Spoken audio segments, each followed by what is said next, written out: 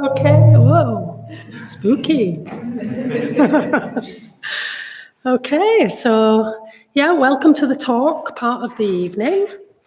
Hope you're having a lovely evening so far. It's Halloween, isn't it? So my talk is going to be the Rite of Fascination, or falling in love. And it's Halloween, and there's absolutely no link between the talk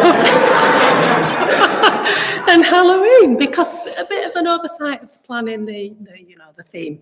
We didn't quite clock the date, so that we can make ghost noises at the end, maybe something like that. Okay, so yeah. So I'll just kind of remind us where we are in the theme, which is not Halloweeny at all. So yeah, the current theme is all about Tantric Buddhism, so otherwise called the Vajrayana. So I'll use those terms interchangeably, Tantric Buddhism, Vajrayana. And we've been hearing how the Vajrayana uses our real, direct, strong experiences, even kind of challenging, maybe even consuming emotions, as raw material for spiritual growth and spiritual transformation. So the Tantra, it's about energy, it's about challenges, it's about the very strongest experiences in life. So Vajrayana means the way of the diamond thunderbolt. So it's not for the faint-hearted. So it uses powerful imagery, myths, symbolism, to try and transform our really deep energies, really deep drives. So far in the theme, we've looked at transforming fear with Sangha Gita's Cremation Ground, where we met Padmasambhava, the magician, and Vajrayogini, the sky dancing Darkini. So that was transforming fear. We've transformed our anger in Bodhinaga's Halos of Fire, where we met Vajrapani, the fierce protector. And last week, we were introduced to the Tantric magical rites with Satyajyoti making our lives magic. So that was last week. So tonight, we're going to look at maybe what we could think of as the strongest of human experiences, perhaps, falling in love, or the Tantric rite of fascination. So first of all, I'll talk a little bit about the Tantric magical rites and what they are. So we heard last week that Vajrayana Buddhism developed as a blend of the Dharma as we know it, mixed in with ancient magical rites and rituals, the rituals that were around in society at the time. And we learned that there are 4 kinds of magical rites. The rite of destruction, which is an attempt to destroy enemies. The rite of pacification, which was used to try and calm and deter hostile forces. The rite of increase, which was used to try and make crops grow and businesses thrive. And then tonight's focus, the rite of fascination. So this was spells and rituals to make people fall in love. To make people fall in love with us, or to matchmake a desired union between people. So traditional ancient magic used spells, rituals and symbolic objects and magical acts in an attempt to try and bring about our desired effects. So worldly magic in that way tries to magically make happen out there in the world the things that we want. So trying to bring about our internal desires in the external world. So what do we think about that? That magic in that way, using our internal desires or intentions to directly cause an external effect out there in the world. So using the mind to directly act on the external world, probably in our modern time and society, most of us would not believe that that's going to work. That's not really what we would think. So for example, like wanting it to rain and carrying out some magical rituals to make it rain, we might say that probably won't make it rain, although it's something usually does in Sheffield. So, however, the mind, our internal energies, our internal forces in the mind, That is very, very effective at bringing about internal effects, internal change and growth. In fact, our mind is the primary condition that brings about internal transformation and internal spiritual development. So that's what the Buddhist tantric rites are all about. Vajrayana Buddhism uses rites and rituals, symbol and imagery to act on the mind, and in turn to stir and transform our deep emotions and to internally gather and unify our will and our intentions and desires, to gather all that together in the service of bringing about spiritual transformation.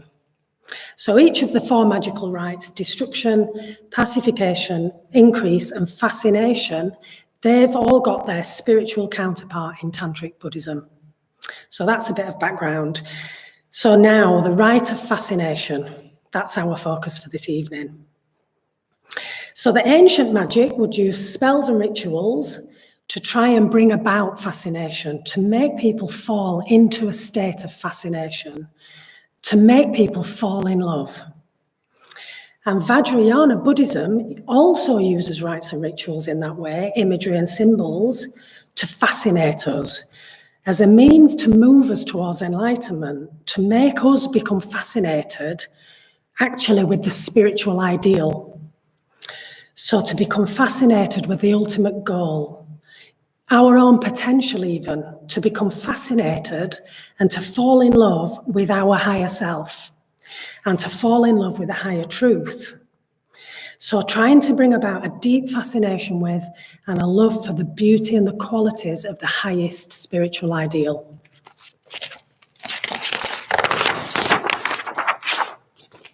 So it's about using these strong, consuming human experiences of falling in love in the usual worldly sense, falling in love with another human being, using the strength of that to transcend our everyday experience and to fall in love with transcendent truth and beauty. Because there's so much strength and energy and will in the experience of falling in love. When we fall in love, we are utterly fascinated. We're transfixed even to the point of obsession. We can't think about anything else. Our beloved is always on our mind. We would move mountains for our beloved. Nothing at all is too much trouble.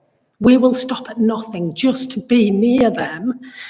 We might lose interest in other things, in everything else, even things that normally strongly interest us. We might lose our appetite, maybe we can't sleep even.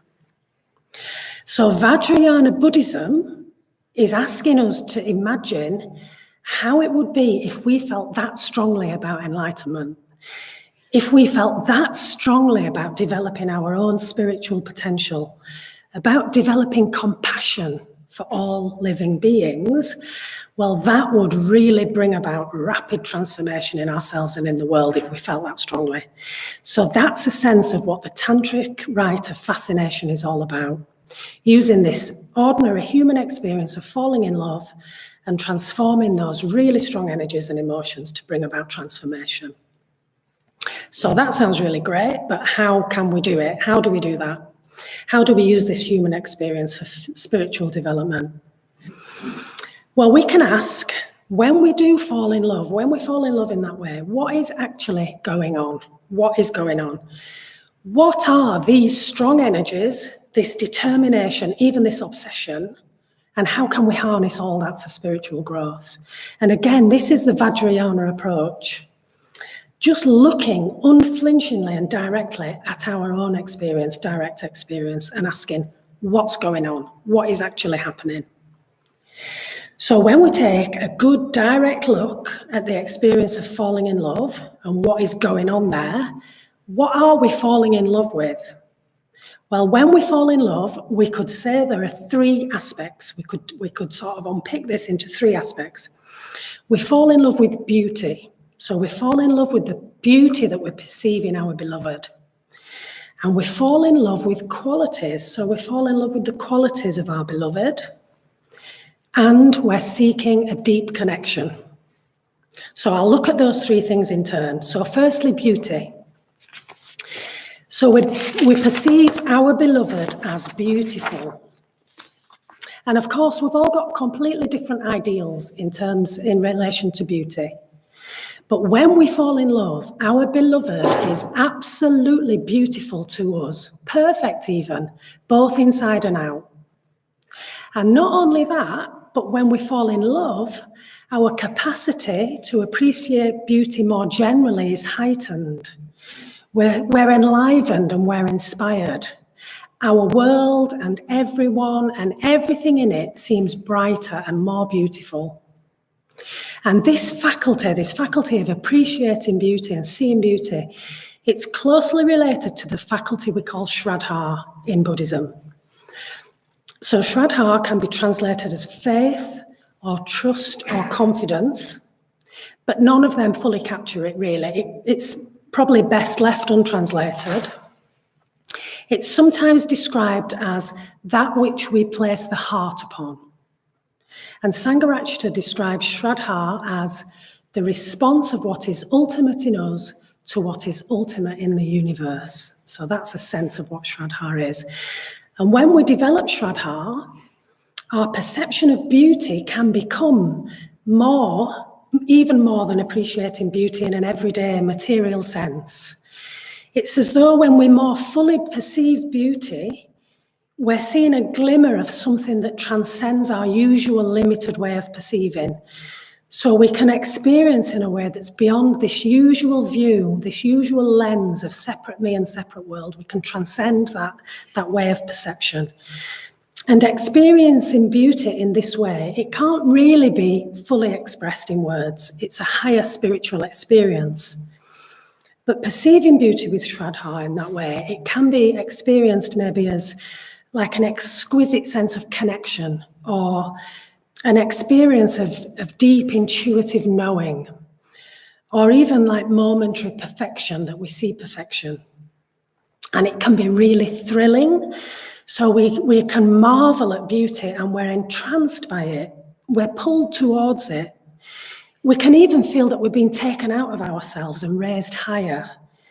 It's a glimmer of a transcendental truth beyond our usual level of consciousness. And this faculty in its fullest sense, it's a perception and moving us towards the spiritual ideal, towards our ultimate spiritual goal, and towards our own highest potential, which is the same thing. We can fall in love actually with our future unlimited higher self, a sense of that. Actually, that's something we'll look at the next Sangha weekend retreat. We'll be looking a little bit at that, so that should be good fun.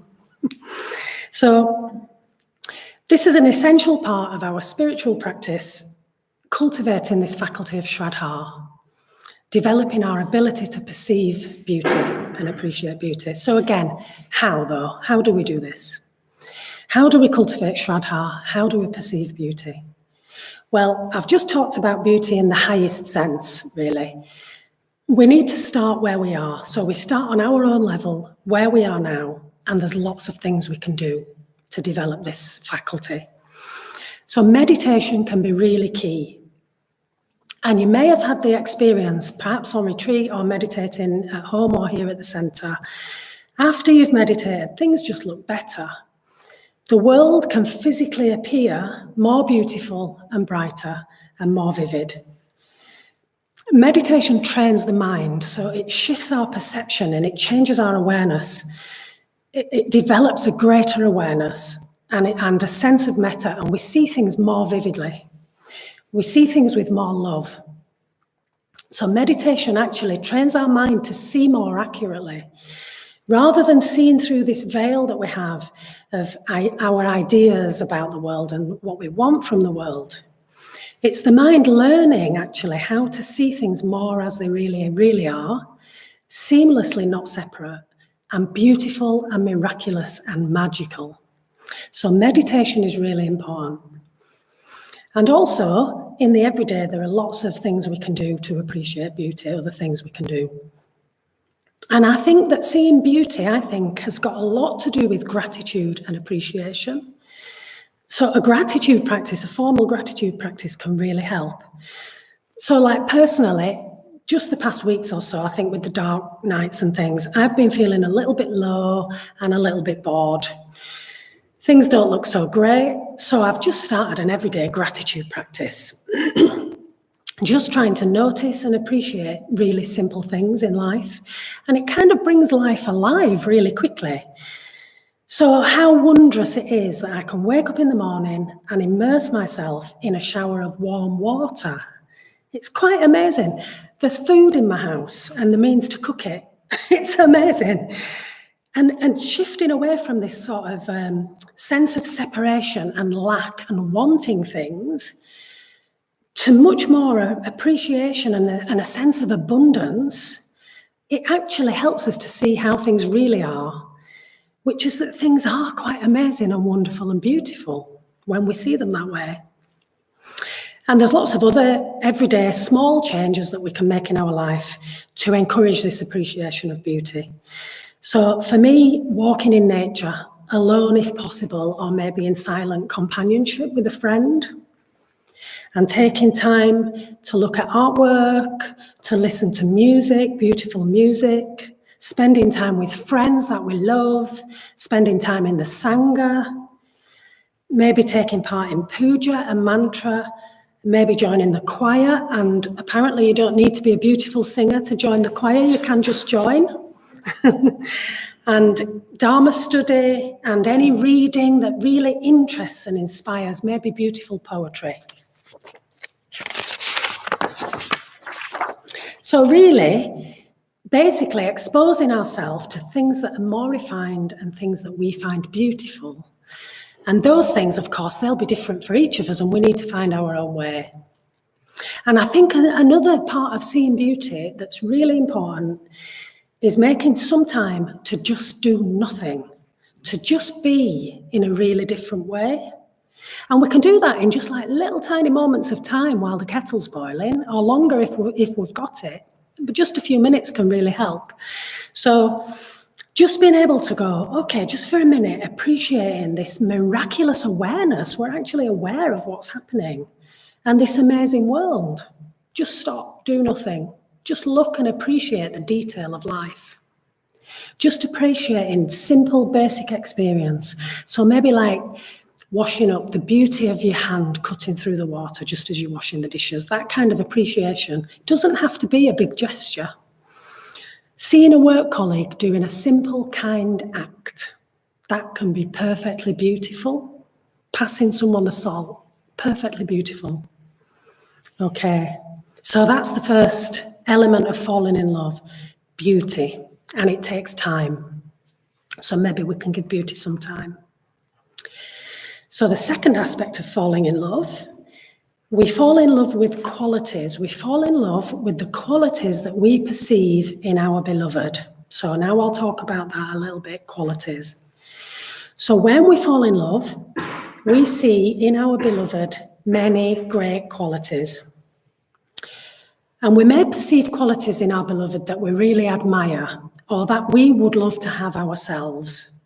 They may seem to us so clever, so courageous, so kind and funny and wise, our beloved. And we may also project qualities onto them that we don't think we have ourselves. So they may seem really graceful and at ease, while we feel quite clumsy and awkward. They might seem really strong and really safe, and we feel quite insecure. Or they may seem really exciting and really adventurous, and we feel quite cautious and quite nervous. And we're really strongly drawn to these great qualities because intuitively, we know that they are the qualities of our highest ideal.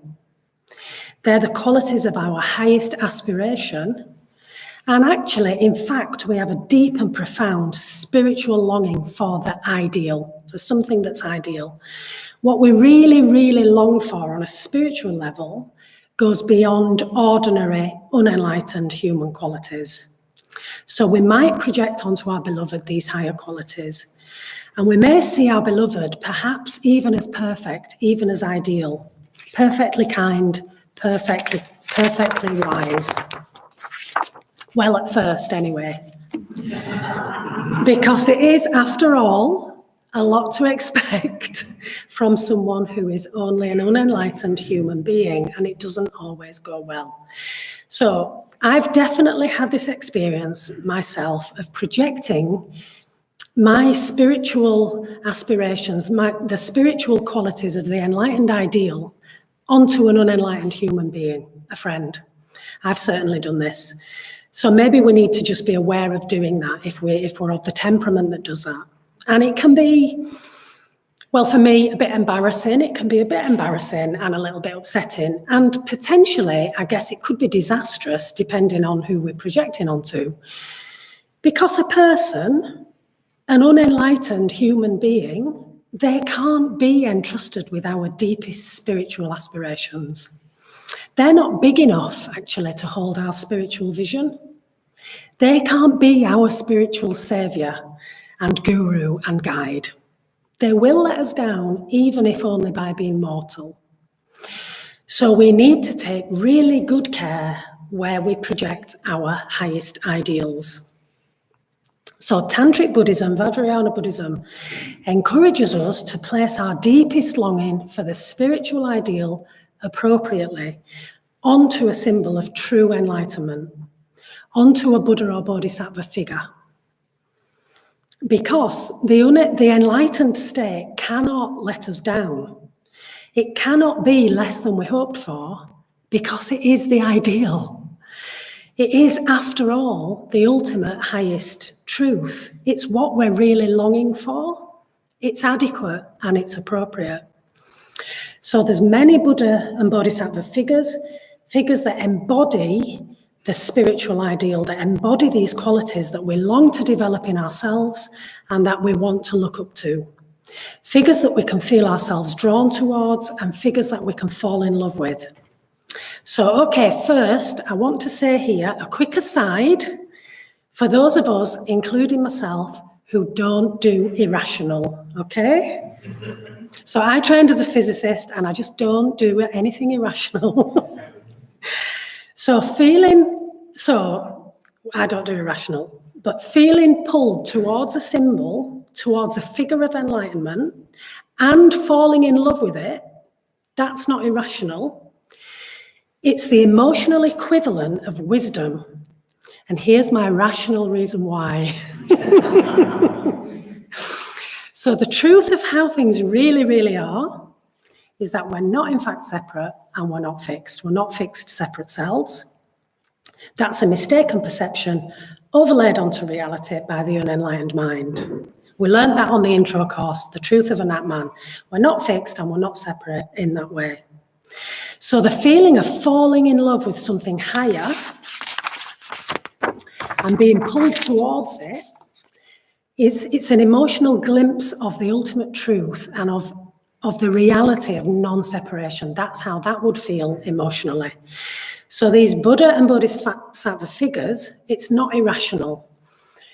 The figures themselves, because in our current unenlightened human state, we more easily love what is embodied in human form. So these figures are our way of embodying the ungraspable nature of the enlightened ideal and all its qualities in a form that we can more easily connect with and that we can love. And also, paradoxically, that doesn't mean we've made them up, because reality isn't ultimately of this nature of material separate things. They're just constructs. Reality itself is more of the nature of enlightened qualities, ungraspable in a sense, which is what these figures are. So if you're already fine with all the figures, that's fine. You can just ignore that aside and let's just crack on with the talk. Okay. So these figures, archetypal figures, embodiments of enlightenment. This brings me to the third aspect of falling in love, which is our longing for deep connection. So the Vajrayana encourages us to fall in love, to be fascinated and drawn towards these figures, these symbols of enlightenment. Because when we fall in love, we want deep connection. In a sense, we want to become one with another. We want to be fully accepted and loved. We want to connect deeply and profoundly. We want to try and transcend our existential sense of aloneness And this is our human emotional expression of something we have an intuition about. The spiritual truth of not being separate and fixed. The reality, and Atman, when we fall in love, we're trying to achieve this sense of not being separate. But the unenlightened human experience of falling in love with another human being can't fully satisfy our spiritual vision, our highest spiritual vision, because it's always limited to that human everyday level. So only enlightenment, a high spiritual ideal, can ultimately completely satisfy this deep longing for profound interconnectedness, which is why these figures of enlightenment are appropriate. And of course, there's nothing at all wrong with falling in love in the everyday, worldly, human sense, and having meaningful, authentic, and fulfilling, intimate and loving human relationships, of course. Buddhism isn't saying that. It's not saying that. Just that we would be well advised to have realistic expectations of our beloved and what the relationship can provide on a spiritual level, and to be as skillful as we possibly can, given the strong and deeply felt emotions that are involved when we fall in love. Okay. So just to finish, there's a vast wealth of figures that embody the beauty of enlightenment and all its different qualities that we can fall in love with and that we can connect with. So maybe we can explore that. We can explore the different figures and see which of them speaks to us directly. So we've got figures around the place and images of enlightened beings around the Buddhist Centre, and books in the bookshop that we can look at and read, and in the library, Vasantra's books on this is really, really good. And we've got just a few images, not much time, but just a quick glance at a few images. So perhaps Manjushri, with his flaming sword of wisdom, held absolutely delicately balanced and poised, and he's ready to cut through all our delusion and listening for his ever gentle voice of truth. So that's Manjushri. Or Green Tara. And she's the embodiment of swift, compassionate activity in the world with no holding back. The beauty and ease of the dance of compassion, Green Tara. Or Vajrapani, who we met the other week. Not everybody's cup of tea. Completely uncompromising strength, transforming anger into action and protection and love. So that's Vajrapani. Or Amitabha, with his deep, warm, sunset red stillness in meditation, all-encompassing metta. Amitabha. Or the teeny tiny, you might need to come closer, thousand-armed Avalokiteshvara, which is the symbol of the Triratna order, with his many arms, each with a different skill and strength, endlessly and joyfully carrying out skillful action in the world to help all beings. So, Avalokiteshvara. So maybe as we look at images, read books, maybe just do a bit of exploring. Try to be open-minded and open-hearted to whatever speaks to you in the realm of these figures. It might just be a colour. It might just be a colour that somehow speaks to you, or a ritual object that they're holding. Maybe a hand gesture or some adornments that they're wearing. Postures, facial expressions, something. So try to just be open and receptive when you approach these figures without working out why you're having the response or having a conceptual understanding. Just notice your response, maybe with an awareness from a deeper place. It might just be an indescribable felt sense of rightness that you sense when you look at a figure. Don't need to understand why. So maybe go on a few dates with these figures, with a couple of these figures. And they're all embodiments of the Buddha, so we don't have to worry about two-timing or being, any fidelity. They just don't mind at all. We can play the field a bit. So maybe in meditation we can do a bit of like transcendental dating, a little bit of wooing. Okay. And you never know, you might fall in love, and what better to fall in love with than enlightenment itself. So thank you, and have lots of fun falling in love.